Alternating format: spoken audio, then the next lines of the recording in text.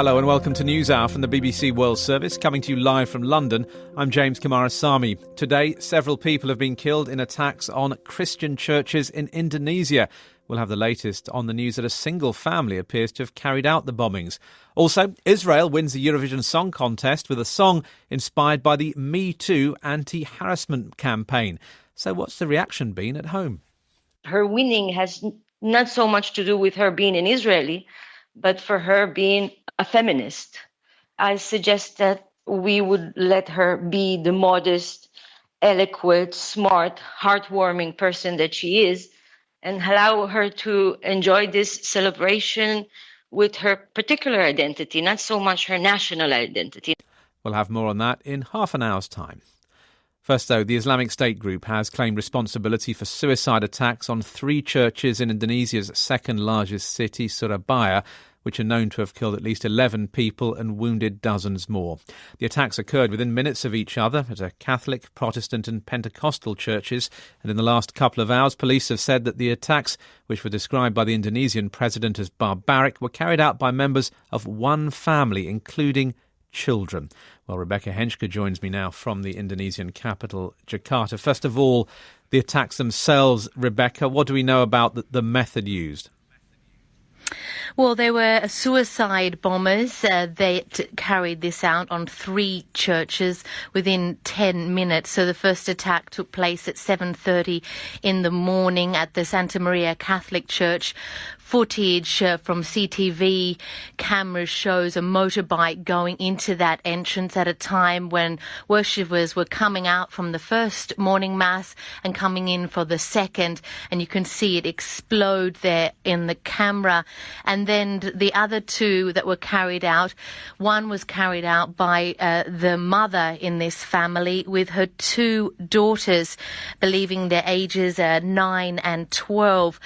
She tried to enter the church. The security forces or people in the church tried to stop her, but she managed to get in the side door. And then the sons from the family, also young, 16 and 18, are believed to have carried out the other attack. And what are the police saying then about their identity? They're saying that the father of this family was the local head in East Java of this group called JAD, which is inspired or aligned loosely to the so-called Islamic State. The group's leader, Aman Abdurrahman, is serving a long sentence in jail. He's publicly pledged his allegiance to the Islamic State and is also on trial at the moment for inciting his followers to carry out acts of violence. He's believed to be doing that, police say, from behind bars using cell phones and messaging apps. And what is the track record of the so-called Islamic State in Indonesia?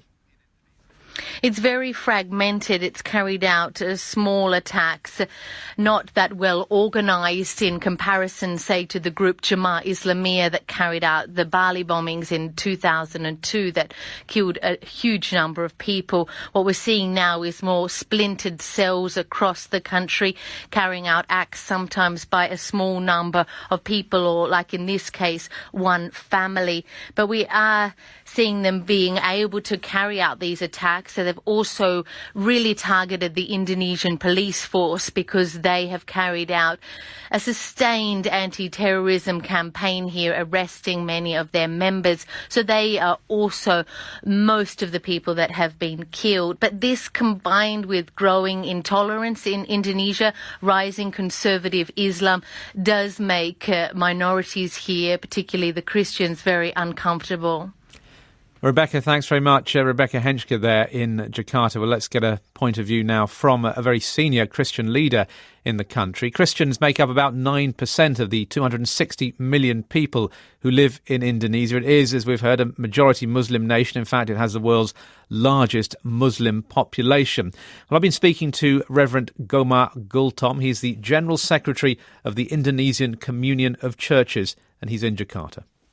Of course, all of us are concerned about this, and we as a churches always work together with the pluralistic society, and we try to work together with Muslim, Christian, Hinduism and Buddhism in Indonesia. But this attack this morning, of course, it is broken what we have done in the society, of course.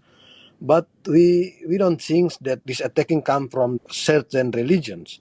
This is must be comes from the misinterpretation of the religion. So I do hope, and the churches in Indonesia also hope, that this action will not destroy what we have built in Indonesia in a pluralistic society. That's about the social cohesion you're talking now. But what about security? Because people must be feeling very vulnerable. Churches have now been closed for the day, as I understand it. What is going to be done to improve security? Yeah, of course, we appeal the government, especially the police, to work more carefully, especially for the early warning system for terrorism.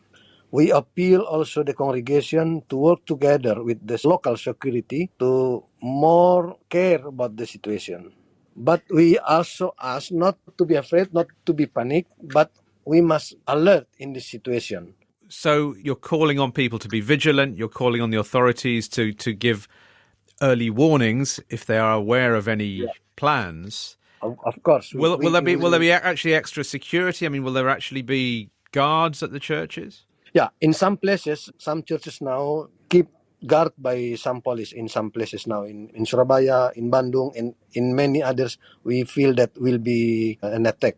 This is as a result of what's happened today, or they were already there? No, this is the result of what happened today. And are you confident that the authorities, the government, will do what it takes to protect Christians? We all believe that government will protect all the people, not only Christian people, but all the people of Indonesia. Of course, Indonesia is a big population with the very wide area, so it needs more. How to say that? It's not so easy to keep all the situation, but I believe that the police will do the best for the security of the people, all people, including the churches and the Christian people in Indonesia. What is your message to the Christian community, people who are feeling extremely vulnerable now and perhaps worried to go to worship? I appeal that people keep calm and not to be panicked. I ask the people, please continue the worship. We believe that the police will protect us, and the most important thing is let's surrender it to the God. And that was the Reverend Gomar Gultom, the General Secretary of the Indonesian Community of Churches.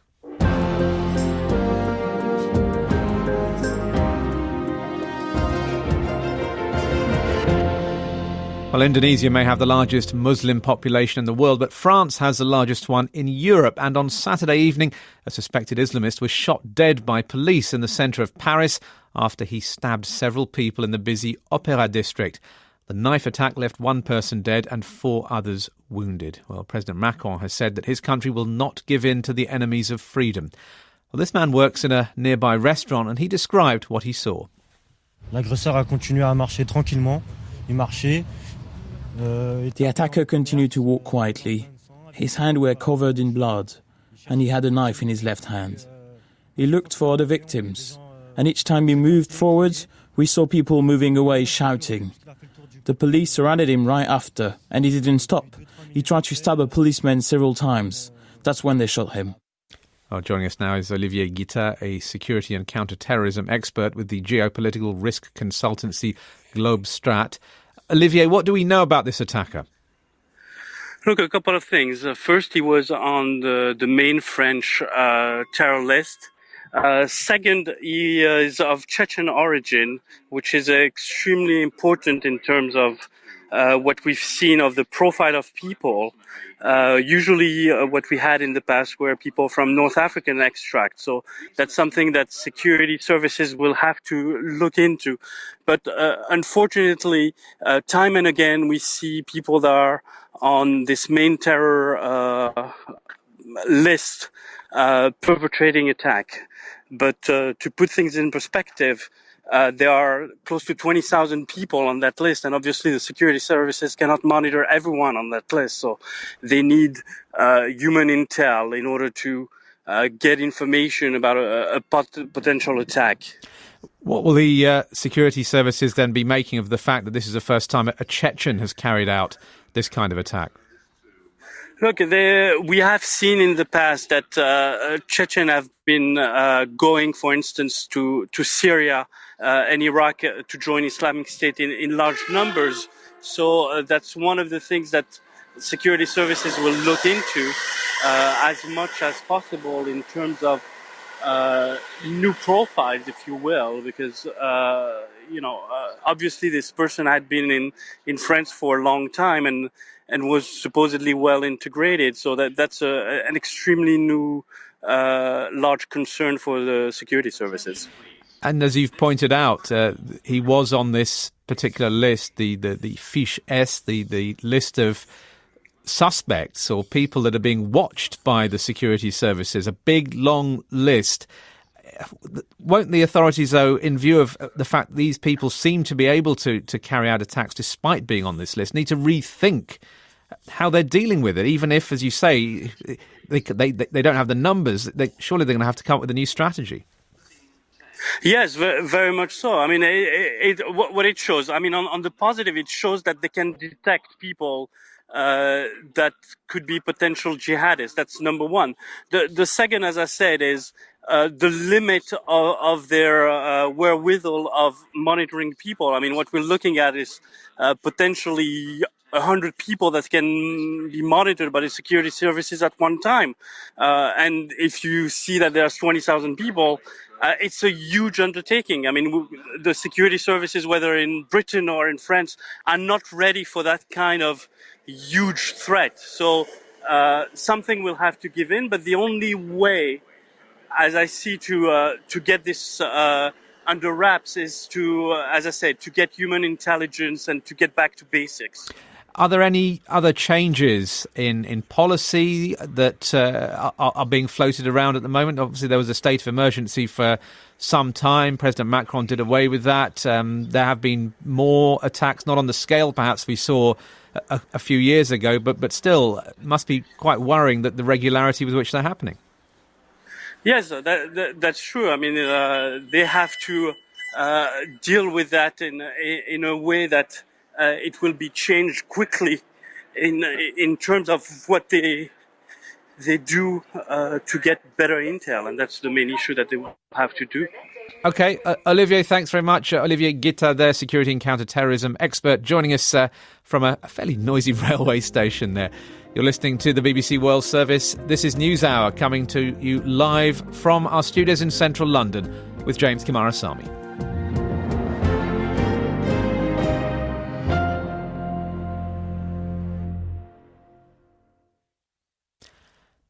Coming up later on in the programme, we'll hear about the increasing number of pregnant Venezuelan women who are making the dangerous journey across the border into Brazil to give birth. There's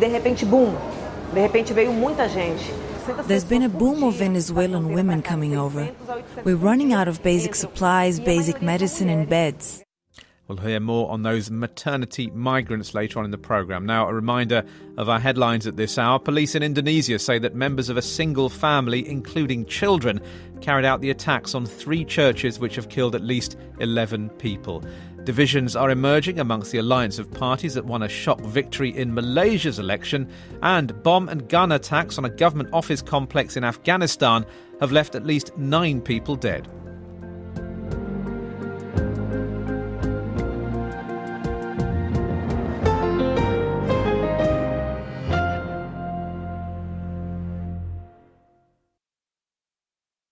You're listening to the BBC World Service. This is NewsHour, coming to you live from London with James Kimarasamy. The Director General of the World Health Organization is in the Democratic Republic of Congo to oversee the response to an outbreak of the Ebola virus in the Central African country. The WHO says the number of suspected, probable and confirmed cases is significant, although at this stage it's hard to put an exact number on how many people may have contracted the virus. This is the 9th outbreak of Ebola in the DRC since 1976, and it comes 4 years after an outbreak in West Africa claimed more than 11,000 lives. Well, Tarek Yasharevich is a spokesman for the World Health Organization. What is really happening right now is that the response really is in a full gear. We have teams on the ground.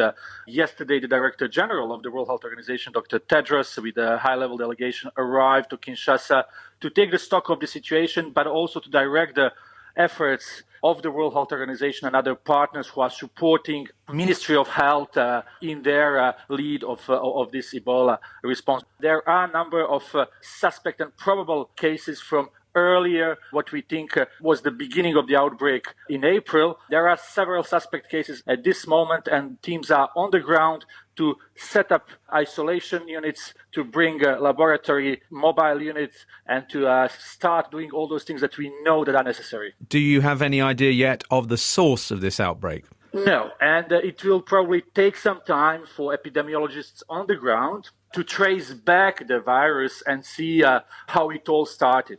That's one part of this epidemiological work, if you want, that teams are doing on the ground. Other part that is probably more important right now is to make sure that we know who may have a virus now. So to get to those who may have symptoms, try to test them as quickly as possible if they are indeed Ebola patients, to isolate them so they don't transmit the virus to the community, that we identify all those who may have been in contact and put in program what we call contact tracing, which means that anyone who is a possible contact is monitored for 21 days. So we know if they develop some symptoms that they should be isolated too. We also need to work with the community on safe burial practices to make sure that any suspect cases, suspect deaths should be dealt in a way that it's secure but also dignified. And obviously there's also issue of vaccines. Epidemiological teams will do assessment and see if we go ahead with the use of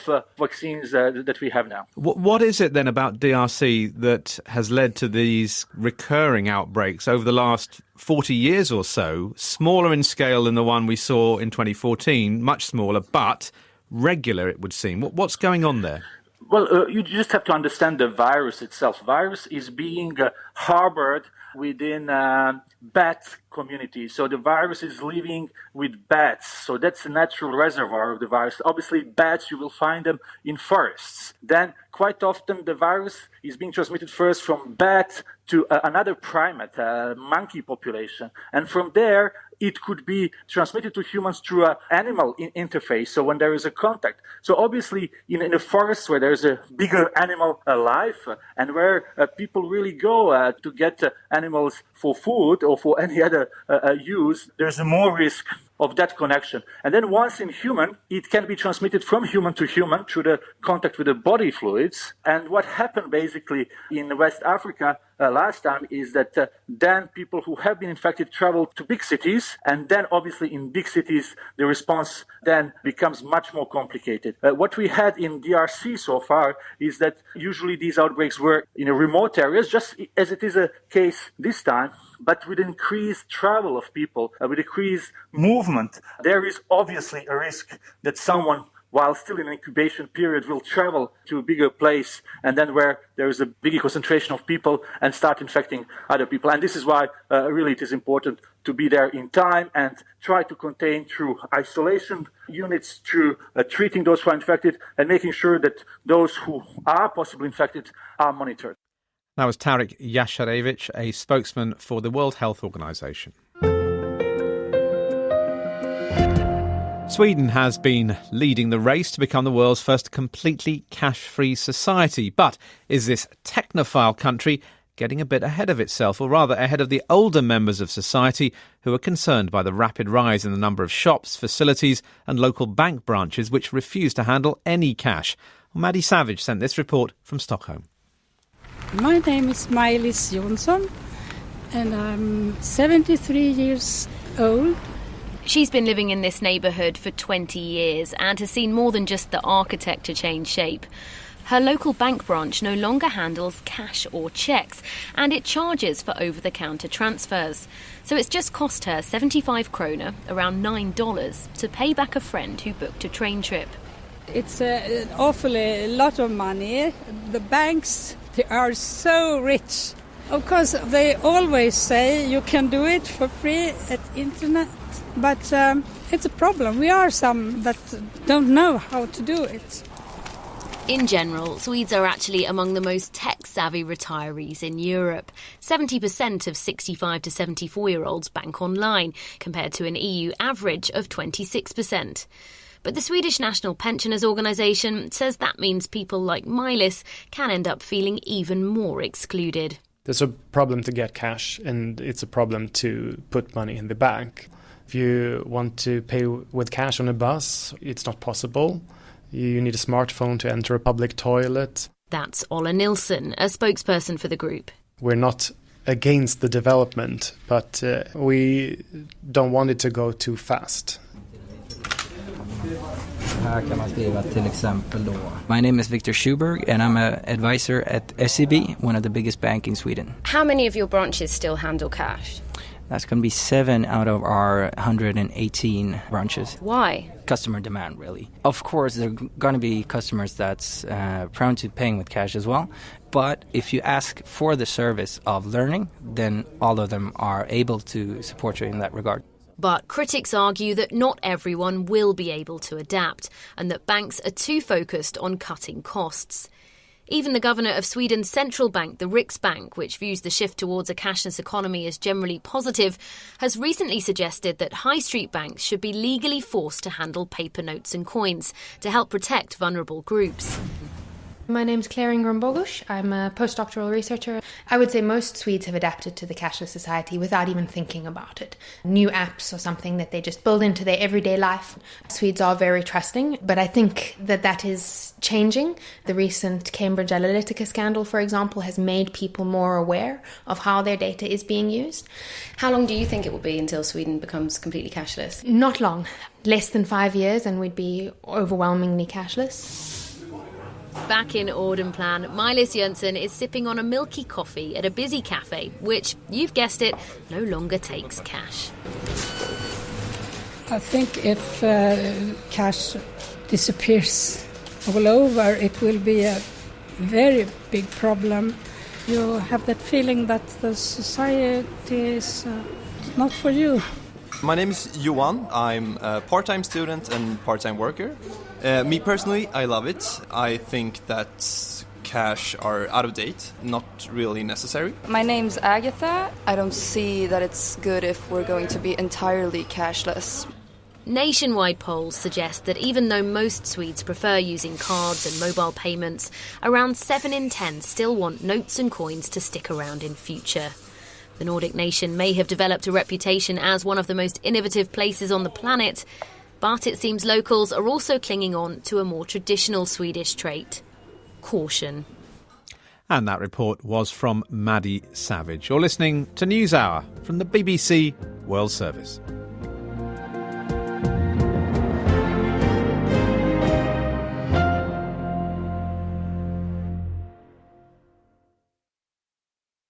Up next, the Eurovision Song Contest. But first, in Moscow, opposition protesters and activists are rallying against the blocking of the messenger app Telegram.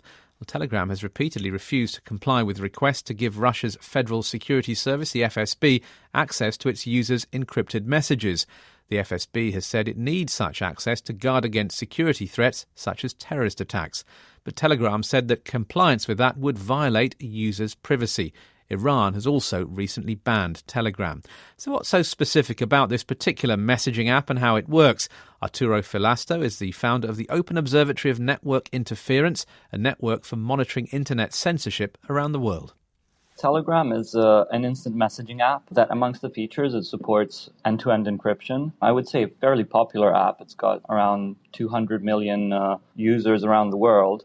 I guess one thing that makes Telegram unique is the fact that it supports something called channels, which are sort of a way of broadcasting messages to a large group of people, and in some way has also been a fundamental tool in places where websites are blocked and people need to spread information as they would do through a website. And in terms of the Russian authorities' response to Telegram and their attempts to block it, how successful have they been? Based on the information we have, it seems like they haven't really entirely managed to shut down Telegram in Russia. Although people are reporting degraded performance of the app, such as for the purpose of sharing media or content. Why is that? How has it been able to circumvent the attempts of the authorities to shut it down? They employ a variety of techniques to distribute bridges or addresses for the Telegram servers that are to be used. Bridges, just explain. Yeah, so like the Telegram app, in order to function, it needs to connect to some servers. If you are a censor, you will add the list of the Telegram servers to your block list, therefore making clients or apps not be able to connect to these addresses. However, if you have a system of basically spinning up new addresses that the censor does not know and getting the clients, the apps, to learn about these addresses, you can play a bit of a cat and mouse game with the censor of giving new bridges, new addresses to your users, while at the same time trying to prevent the censor from learning of them. So the app designers have to be pretty dynamic. Yeah, they do. This is a common problem, I guess, to many apps and many tools that face the issue of being blocked in particular countries. And I don't think this is something that's specific or unique to Telegram, nor to the situation in Russia. How do you see this battle playing out then? What would you predict? It will be something that we have seen in many other stories of this sort, a sort of arms race in the end, of the censor deploying new techniques and trying to make their censorship more effective. And on the other side, the app developers and civil society that try to fight back and come up with new strategies to react to these forms of control. Internet expert Arturo Filasto. You're listening to the BBC World Service. This is NewsHour, coming to you live from London with James Kimarasamy. The Eurovision Song Contest caravan has passed through the Portuguese capital Lisbon after the 63rd staging of the unique global event. Left behind, fans celebrating the victory of the Israeli winner Netta and the BBC's Paul Henley, who gave me this assessment of the competition.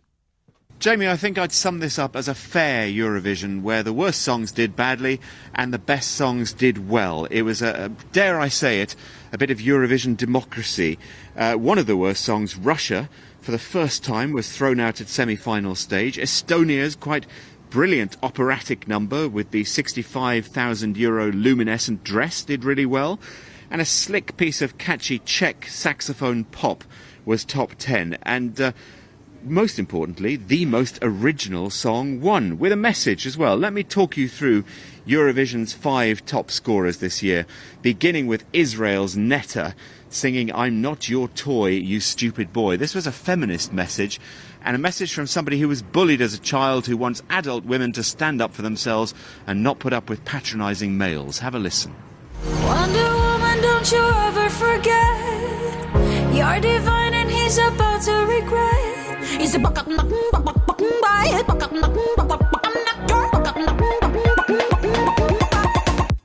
your toy, not your toy, you stupid boy, I'll take you down. Not short, of course, on gimmicks and pyrotechnics. Netta had plenty of fireworks during her performance and, most notably, a good chicken impression. Just to show the difference is allowed at Eurovision, here's a woman with a painted-on dress from Cyprus singing a great dance number called Fuego.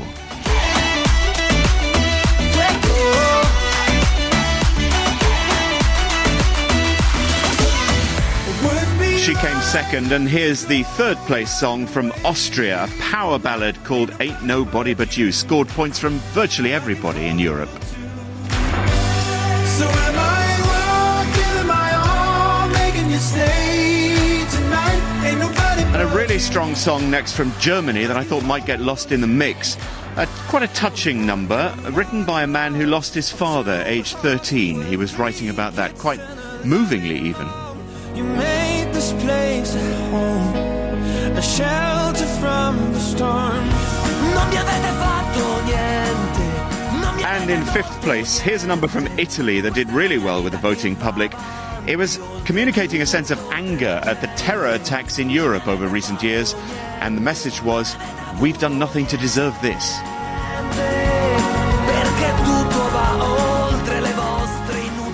So quite a lot of very serious themes there, Paul, and one serious stage invasion as well.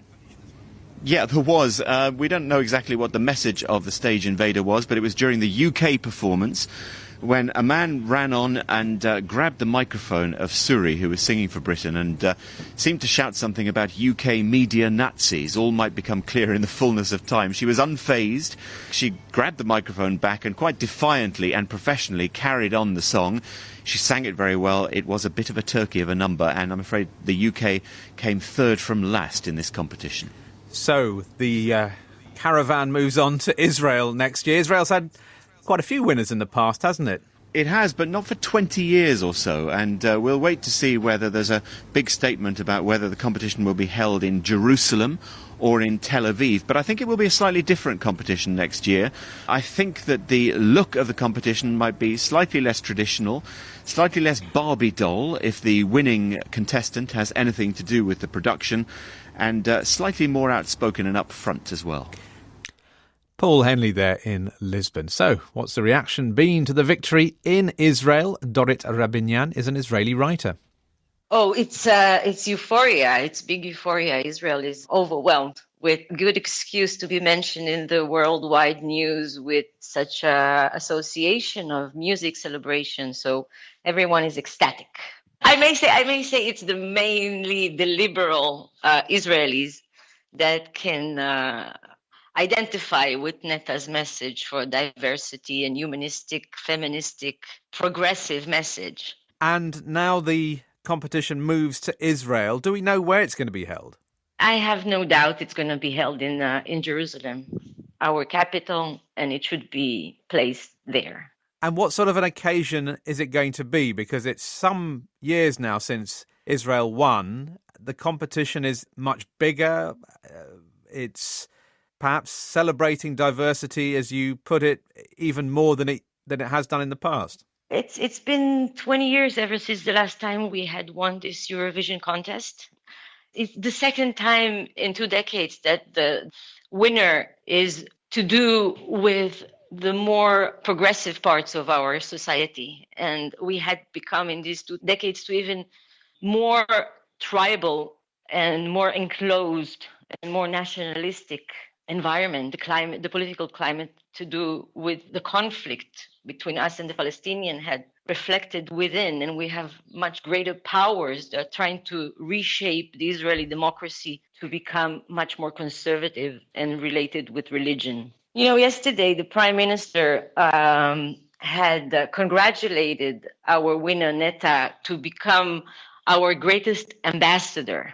And I want to add, if I may, don't be anybody's ambassador except for your talent, except for your beautiful mind, except for music. You're nobody's toy, as you were singing last night. So don't become anybody's toy, because being an ambassador requires a total identification with everything. And this is not to do with art, not to do with music. You need to be who you are, and you have achieved your accomplishment only with being loyal to who you are. And how significant then is it that her message is really a universal one, isn't it? It goes beyond politics and it goes beyond any conflict that any country might be involved in. It is, as you say, it's a very personal message of empowerment. Yes, it's her humanism that sends out the message. Her winning has not so much to do with her being an Israeli, but for her being a feminist. I suggest that we would let her be the modest, eloquent, smart, heartwarming person that she is, and allow her to enjoy this celebration with her particular identity, not so much her national identity. I enjoy this national celebration, but we have a tendency of turning the nationhood sentiment into nationalistic euphoria, which I expect to happen in the next couple of days, and perhaps we'll go through the next year. But let me end up with saying something more optimistic about us. If you come to Tel Aviv in the next couple of months, in the next couple of weeks, there's the gay parade, the love parade expected in June. It's going to be the best place to be in. So we still have hope to rewind Israel to what it used to be, more open and more towards peace, facing a better future. And I wish for Netta to become the symbol of this, if it may be. If she would become a symbol, let her be the symbol of progressive Israel. And that was the Israeli writer Dorit Rabinyan speaking to me from Tel Aviv.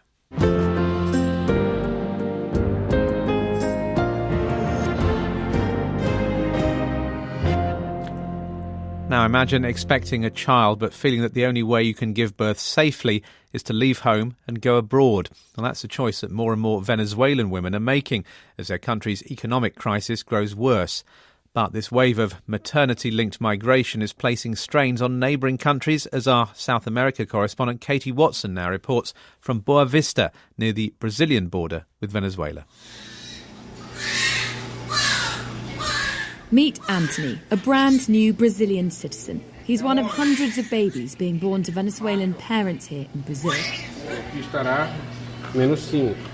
As food and medicine shortages become more acute back home, the search for a better life is intensifying. In the maternity hospital in Brazil's northernmost city, Boa Vista, the wards are full. They've had to put chairs out in the corridor to cater to the rising number of patients coming through their doors.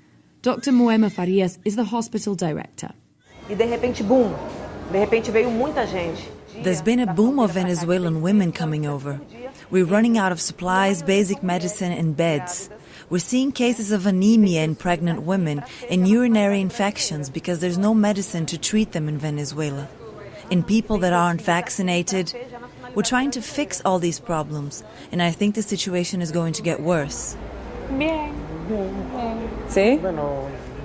Yereli Sanchez is getting ready to leave hospital with her new baby Max.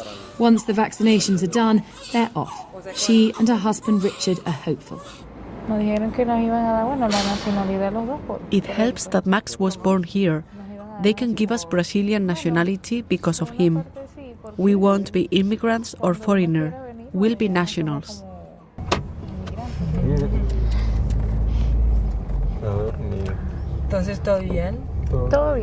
I give the family a lift back home. In Venezuela, home meant a roof, 4 walls and the luxury of air conditioning in this hot and humid part of the world.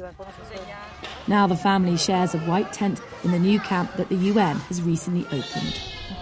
There's not much in this tent, just a few thin mattresses and some cardboard boxes with some cutlery and water. And in one corner are 4 or 5 bags. That's what the family came with. There are also a couple of water bottles that are cut off at the top, and there's urine inside them because the family says that's where sometimes they have to go to the bathroom here because they're so dirty, the toilets here, or they're very crowded and they're not very good conditions. Buena. There are smiles all round as Max gets introduced to his new family. But the tent's ill-equipped for a tiny new baby. They don't even have clothes for him. Despite the conditions here, the situation in Venezuela is clearly so much worse, which is why pregnant women keep coming. I spot 24-year-old Karina sitting outside a car mechanic's in the centre of town. 8 months pregnant, she tells me between tears that she had to sell the baby milk she'd brought with her from Venezuela so she could pay for her transport to Boa Vista. In Venezuela, you have to buy everything for the birth, and it's all so expensive. You can't get nappies or milk. My 2 brothers have epilepsy, and they're dying because they can't get the medicines they need. My mom didn't want me to come here in my condition, but I can't stand by and watch my brothers die. I have to try and help them. Karina wants a brighter future for her and her baby girl.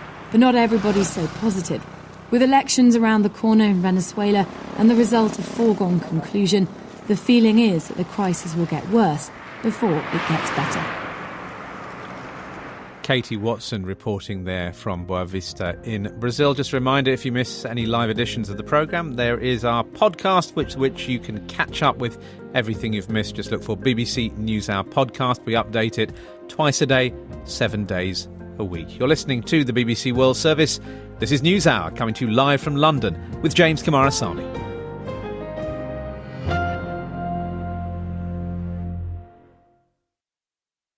A reminder of our top story this hour. Police in Indonesia say that members of a single family, including children, carried out the attacks on 3 churches which killed at least 11 people. We've been speaking to the Reverend Gomar Gultom, who's the General Secretary of the Indonesian Communion of Churches in Jakarta. I do hope, and the churches in Indonesia also hope, that this action will not destroy what we have built in Indonesia in a pluralistic society. I appeal that people keep calm and not to be panicked. I ask the people, please continue the worship. We believe that the police will protect us, and the most important thing is let's surrender it to the God. One other headline at this hour, divisions are emerging among the alliance of parties that won a shock victory in Malaysia's election.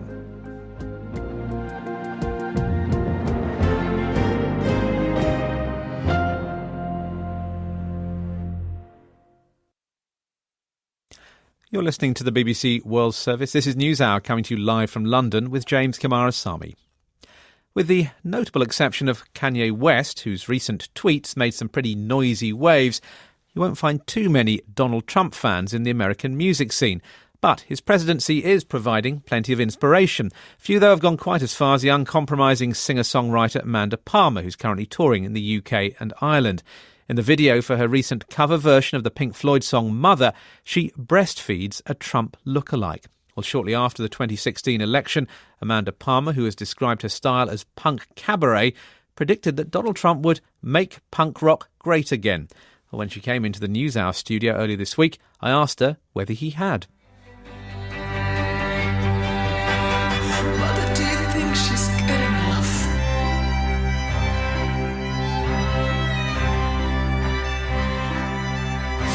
For me?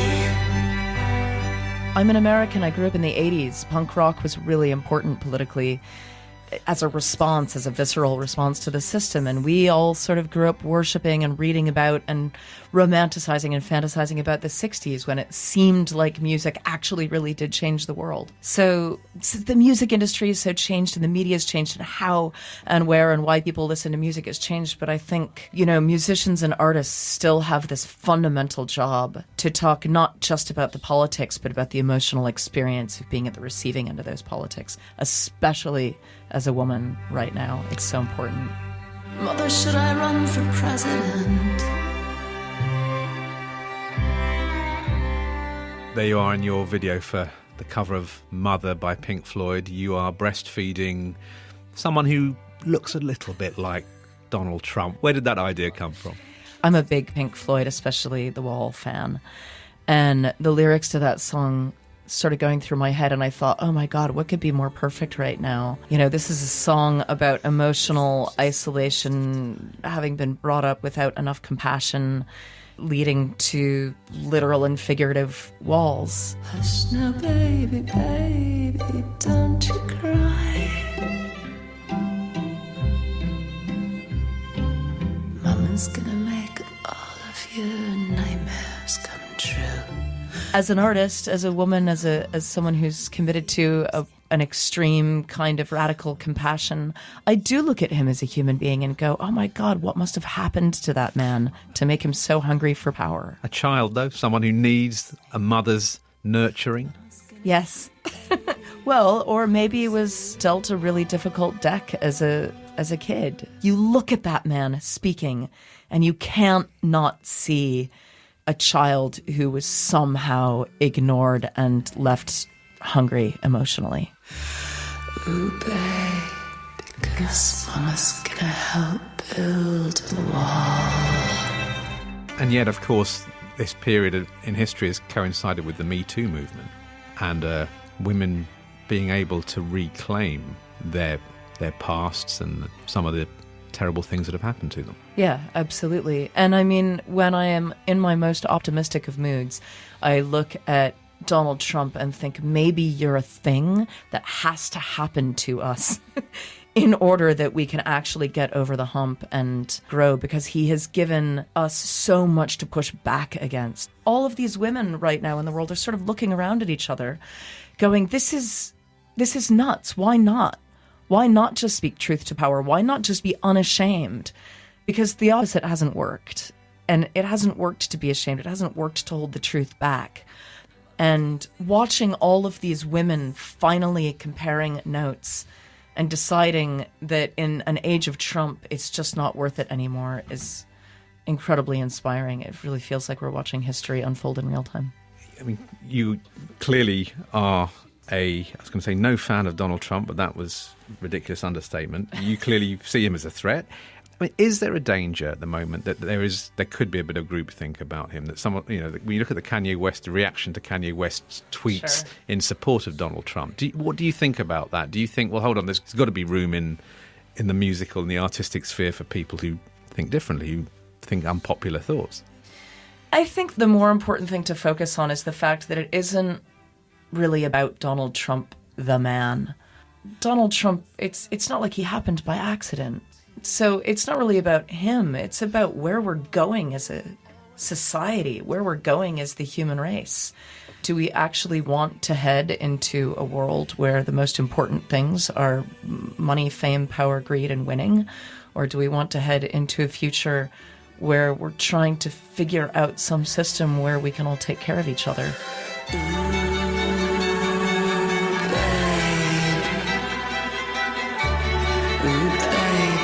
You always speak, baby, to me.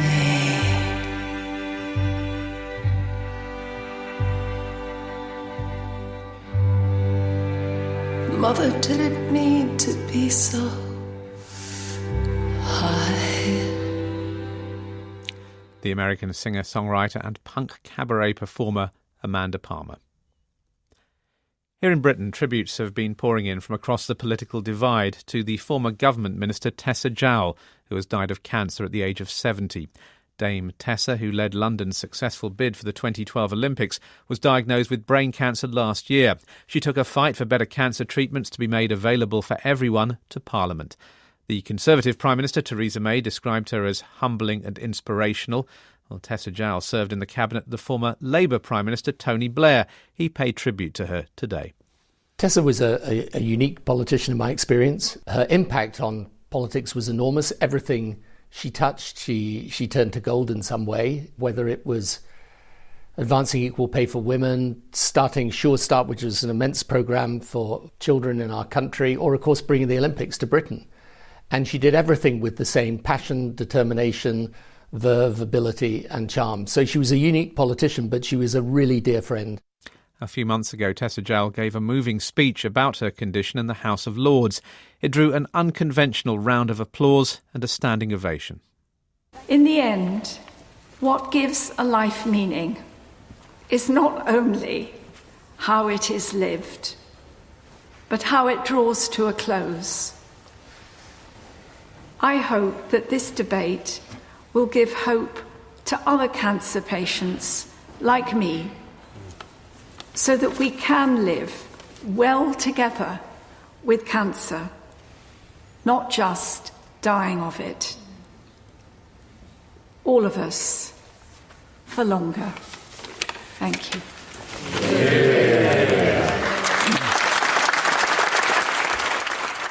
The former British government minister and campaigner for better cancer treatment, Dame Tessa Jowell, who has died at the age of 70. And that brings us to an end of this edition of NewsHour.